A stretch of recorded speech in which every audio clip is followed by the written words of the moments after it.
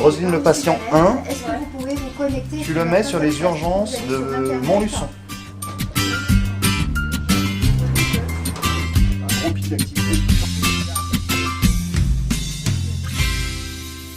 Je suis David Murg, je suis médecin urgentiste, je suis directeur du SAMU 03 aujourd'hui. Je me suis intéressé à comment mon SAMU gérait les situations exceptionnelles. Et je me suis rendu compte que finalement les outils étaient obsolètes. C'était sur du papier crayon, sur des classeurs de personnel sans mise à jour, enfin voilà, avec des outils très anciens. À partir de ce moment-là, j'ai réfléchi à comment je pouvais au sein de mon SAMU améliorer les outils et notamment comment faire pour que la gestion de crise soit performante. En fait, je prends véritablement conscience que finalement la gestion de crise, c'est pas une histoire de SAMU, c'est pas une histoire de pompiers, c'est pas une histoire de force de l'ordre, mais que la crise est un métier à part entière où on a besoin de travailler en coopération, en oubliant un peu nos chapelles du quotidien et essayer de faire en sorte que les patients victimes d'un événement en fait, bénéficient de toutes nos expertises et nos prises en charge soient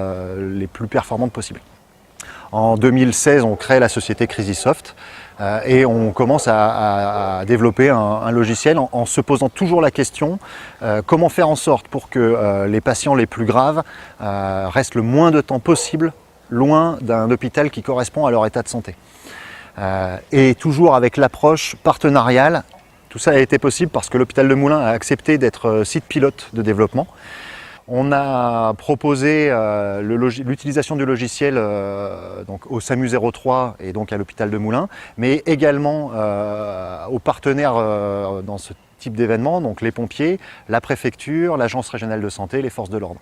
On a eu un soutien fort de la part de la préfecture de l'Allier, également de la délégation départementale de l'agence régionale de santé, qui ont vu une très grande plus-value à l'utilisation de l'outil, dans le sens où l'information transite de manière automatique, et donc ils ont un niveau d'information très rapidement accessible et de qualité, et surtout le même pour tous les acteurs.